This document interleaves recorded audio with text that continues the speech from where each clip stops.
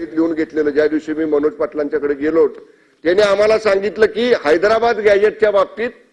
तुम्ही ते लागू करा आणि हैदराबाद गॅजेटच्या बाबतीत सन्माननीय सभापती महोदया निजाम स्टेट मध्ये जे 9 जिल्हे आपले आहेत जे मराठवाडा रिजन मधले 9 जिल्हे आहेत जे पूर्वी निजाम स्टेट मध्ये त्यांना कुणबीचं प्रमाणपत्र मिळत होतं स्वतंत्र हैदराबाद स्टेट झाल्यानंतर ते सगळे ओरिजिनल डॉक्युमेंट जे मूळ कागदपत्र आहेत ते आज हैदराबाद गव्हर्नमेंटकडे आहेत सन्माननीय सभापती महोदया आपण 3 पत्र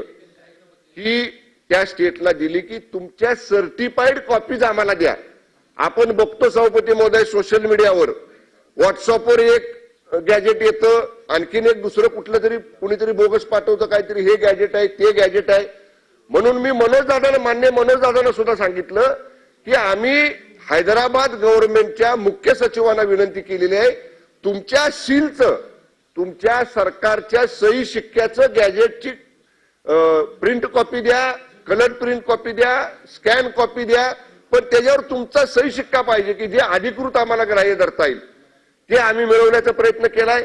सन्माननीय सभापती महोदया कालच परवा दिवशीच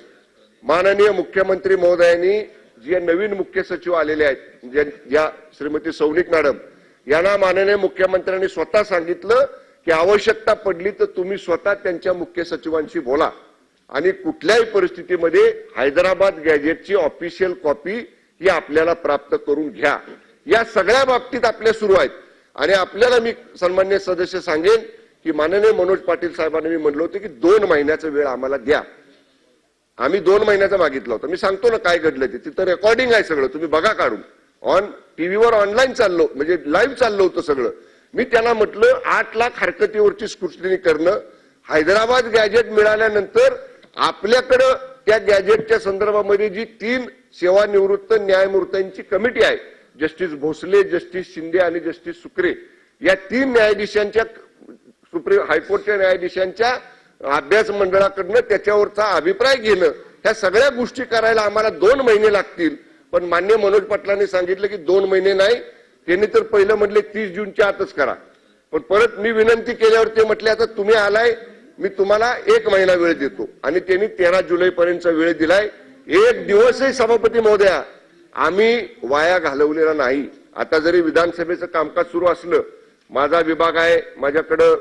या अधिवेशनापुरता सामान्य प्रशासन विभाग आहे तरी सुद्धा रोज विभागाच्या अधिकाऱ्यांना घेऊन आम्ही बसतोय किती पुढे आपण गेलो आपण काय करू शकतोय